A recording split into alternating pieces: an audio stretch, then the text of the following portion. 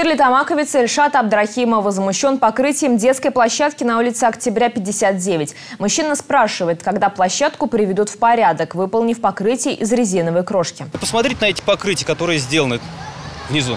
Дети бегают, поднимают эту красную пыль, дышат ею.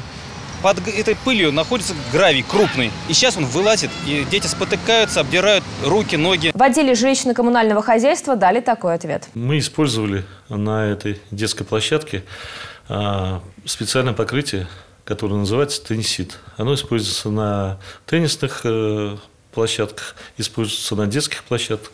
Теннисит проходит по всем нормам. Это и сертификат качества имеется на него, и гигиенический сертификат. То есть, в принципе, его можно использовать на этих площадках. Мы еще посмотрим.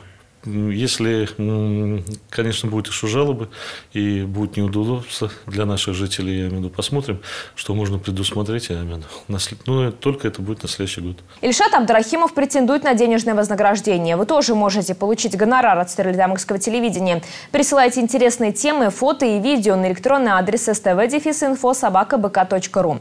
Ежемесячно победители рубрики получают от 500 до 1500 рублей в зависимости от номинации.